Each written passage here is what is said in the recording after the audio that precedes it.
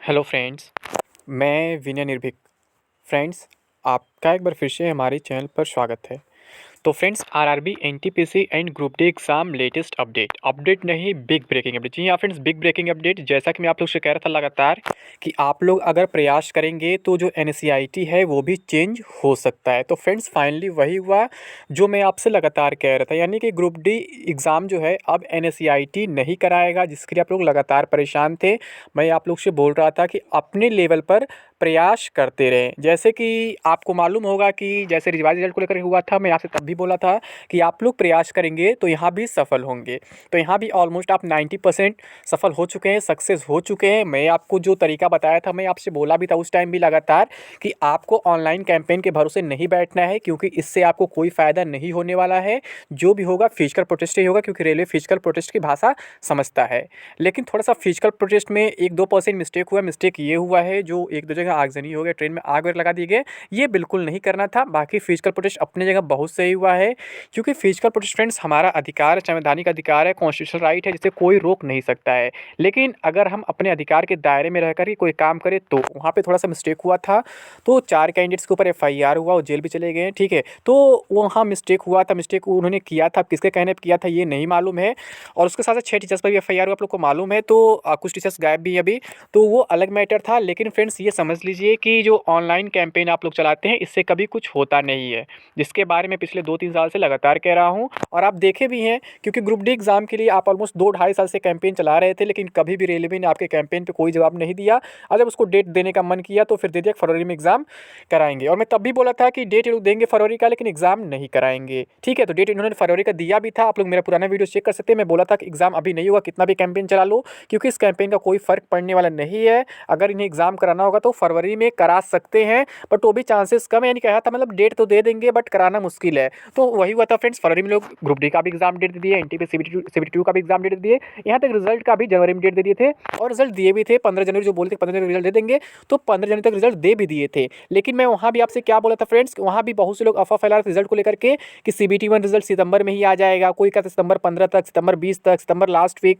कोई 8 अक्टूबर, बहुत सी डेट्स थे। तभी मैं लगातार आपसे मना कर रहा था कि इतना जल्दी रिजल्ट कभी नहीं आता है रेलवे में, अगर एग्ज़ाम टीसीएस कंडक्ट कराती है तो, ठीक है। तो वहाँ भी आप सब कुछ देख चुके हैं। तो अब बात आती है यहाँ पे एनएससीईआरटी की कि अब क्यों एनएससीईआरटी एग्ज़ाम नहीं कराएगा, कैसे नहीं कराएगा, आखिर क्या हमें करना होगा इसके लिए कि एनएससीईआरटी एग्ज़ाम नहीं कराएगा।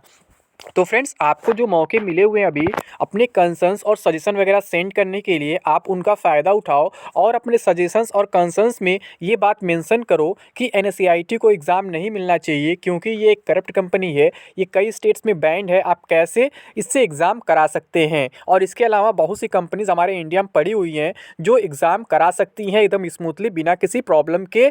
और अगर टीसीएस बिजी है तो हम ये नहीं कहते आप केवल टीसीएस से ही कराओ, लेकिन उससे कराओ जिसका रेपुटेशन अच्छा हो, ठीक है, जिसका रेटिंग वगैरह अच्छा हो। आप किसी से भी एग्ज़ाम ऐसे नहीं करा सकते हो, क्योंकि एनएससीईआरटी जो है ऑलमोस्ट हर जगह बैन हो चुकी है। और जहाँ भी बैन नहीं, वहाँ आप देखें ही कितना प्रॉब्लम हुआ है। तो ऐसे आप बहुत से रीज़न प्रूफ मेंशन कर सकते हैं ताकि रेलवे बात मान जाए। और इसके साथ साथ आपको ये भी लिखना होगा कि अगर आप हमारी बात ऐसे नहीं मानते हैं तो एक बार फिर हम फिजिकल प्रोटेस्ट को मजबूर होंगे, क्योंकि ये हमारे साथ नाइंसाफ़ी है। जो पैसे वाले हैं वो पैसा देकर सिलेक्शन पा जाएंगे, और जो गरीब है, जो पढ़े लिखे हैं, वो कुछ नहीं कर पाएंगे। क्योंकि फ्रेंड्स, जब एनएससीईआरटी एग्ज़ाम कराएगा तो आप समझ सकते हैं कट ऑफ कितना हाई रहने वाला है। कट ऑफ 100 में 90 प्लस भी जा सकता है, क्या मैक्सिमम पॉसिबिलिटी है कि 90 प्लस रहेगा अगर एनएससीईआरटी कराता है तो, ठीक है। और अगर एनएससीईआरटी कराता है तो एग्ज़ाम भी जल्द हो जाएगा। यानी जल्द का क्या मतलब है, वही जून जुलाई में आपका एग्ज़ाम स्टार्ट हो जाएगा, ठीक है। और अगर एनएससीईआरटी एग्ज़ाम नहीं कराता है तो फिर एग्ज़ाम कब होगा, तो मान लीजिए अगर कोई कंपनी खाली है प्रेजेंट में, तो 1 से 1.5 महीना एक्स्ट्रा ले लेगी। और क्या, क्योंकि अभी आपका फरवरी चल रहा है, अभी लोग चाहे तो बिडिंग प्रोसेस स्टार्ट कर सकते हैं, तो अगस्त सितंबर तक भी एग्ज़ाम स्टार्ट हो सकता है। और अगर टीसीएस के भरोसे बैठ जाते हैं तो फिर क्या है, आपका एग्ज़ाम अगले साल जून तक भी रुक सकता है। अब आप लोग खुद कमेंट बॉक्स में बताइए कि आप एग्ज़ाम किससे करवाना चाहते हैं, क्या जो टीसीएस से, मतलब जो अभी बिजी चल रही है जून तक, या फिर एनएससीईआरटी से जिसे रेलवे ने अभी के लिए बुक किया है, या फिर किसी अदर न्यू कंपनी से, ठीक है, जिसके बारे में अभी रेलवे ने कुछ भी नहीं कहा है। तो आप लोग कमेंट बॉक्स में जरूर बताइए। आपके पास 3 ऑप्शन है, टीसीएस, एनएससीईआरटी या फिर कोई न्यू एजेंसी। वैसे मैं आपको इंडिया के टॉप 5 एजेंसी दिखाने वाला हूँ यहाँ पे कि जिनसे एग्ज़ाम आसानी से कराया जा सकता है। इसके अलावा भी बहुत सारी एजेंसीज अपने इंडिया में पड़ी हुई हैं जो नेशनल लेवल पे एग्जाम करा सकती हैं, और कुछ एग्जाम्स कराती भी हैं, ठीक है। तो हम पहले देख लेते हैं फ्रेंड्स कि टॉप 5 जो एजेंसी अपने इंडिया की कौन कौन सी हैं। तो ये देखिए फ्रेंड्स, सबसे पहले नंबर पे आता है थिंक एग्जाम, दूसरे पे आता है मर्सर मेटल, तीसरे पे आता है टीसीएस, चौथे पे आता है सीफी और पाँचवें पे आपका आता है मेरिट ट्रैक।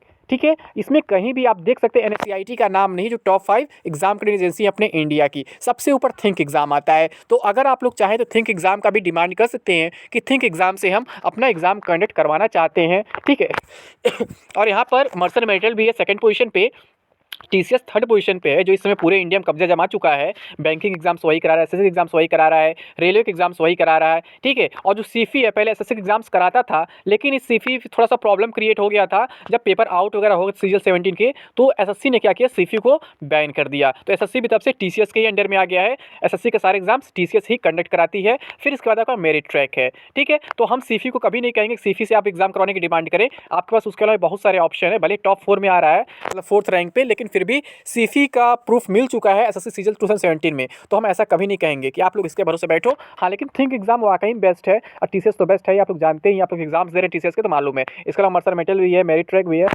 और इसके अलावा बहुत से हैं, जैसे कि एनटीए है। एनटीए के बारे में तो कुछ कहने की जरूरत ही नहीं है, वो क्या है, वहाँ बस प्रॉब्लम ये होता है ना, कम कैंडिडेट्स का एग्जाम कराता है क्योंकि उस पास सेंटर काफ़ी कम होता है। ठीक है, तो वो बहुत ज़्यादा कैंडिडेट्स एग्जाम नहीं करा पाता है, वो वही एग्जाम कराता है जिसमें 5 से 6 लाख कैंडिडेट्स होते हैं, मैक्सिमम 10 लाख तक मान सकते हैं। लेकिन यहाँ पे करोड़ की बात है, 1 करोड़ मतलब 15 लाख कैंडिडेट्स है, तो थोड़ा सा मुश्किल हो सकता है। लेकिन ऐसा नहीं है कि अगर एनटीए एग्जाम नहीं कराता है तो आपके पास मतलब एजेंसीज नहीं है, एजेंसीज बहुत है आपके पास अगर आप चाहें तो फ्रेंड्स आपको कुछ ऐसे प्रयास करने होंगे। और फ्रेंड्स जो आपको कंसर्न सजेशन सेंड करने में बता दूं, आपको अपने रियल रजिस्ट्रेशन नंबर से नहीं डालने हैं, रजिस्ट्रेशन नंबर चेंज करके डालने हैं, नहीं तो इसका निगेटिव इफेक्ट पड़ सकता है। मैं बार बार कह रहा हूँ, आपको अपना डिटेल नहीं शेयर करना है क्योंकि इससे प्रॉब्लम कुछ भी हो सकता है फ्यूचर में। शायद यही वजह हो कि लोग सजेशन वगैरह मांग रहे हो। आप कोई भी वहाँ पर रजिस्ट्रेशन नंबर डाल के अपना मतलब कंसर्न सेंड कर सकते हो, अपना सजेशन सेंड कर सकते हो। और इसमें जरूर मेंशन करो कि अगर आप ऐसा नहीं करते हैं एक बार फिर हम मजबूर हो जाएंगे कि हम फिजिकल प्रोटेस्ट करें, क्योंकि हमने 3 साल मेहनत किया इसके लिए। अब अचानक आप एजेंसी चेंज कर दो लास्ट में, तो ये काफ़ी गलत है, क्योंकि आपने खुद कहा था कि न्यूज़ वगैरह में भी आया था, हर जगह आया था कि हम टीसीएस एग्जाम कंडक्ट कराएंगे।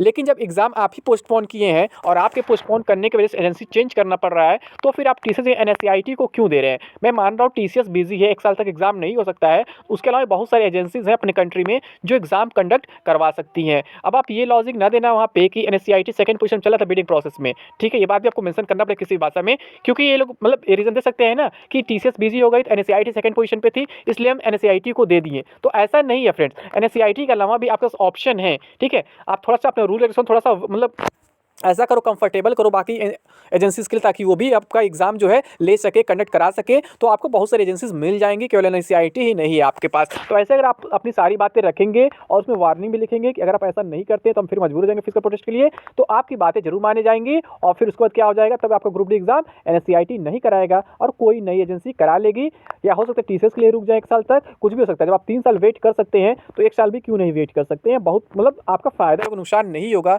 क्योंकि इतना बड़ा मौका हाथ से नहीं जाना चाहिए। अगर एनएससीआईटी एग्जाम करा देता है गलती से भी, तो आप समझ सकते हैं कि ये एग्जाम जो है क्या होने वाला है, इसमें कितना पैसा चलने वाला है, किसकी नौकरी लगने वाली है, ये आपको बताने की जरूरत नहीं है, क्योंकि आप लोग तो इससे भली भांति परिचित है, कई जगह बैन है, और जहां बैन नहीं हुआ पेपर ही आउट हो जाते हैं। तो आप इससे अंदाजा खुद लगा लीजिए। ठीक है, तो मुझे बस यही कहना था, जिसके बारे में आपको कई दिन पहले बोला था मैं वीडियो लेकर के आऊँगा, बताऊँगा कि कैसे आप क्या प्रयास करें कि एनएससीआईटी एग्जाम न कराए और बाकी कोई एजेंसी को दे दिया जाए। ठीक है फ्रेंड्स, तो अभी के लिए बस इतना है। थैंक यू, जय हिंद, जय भारत।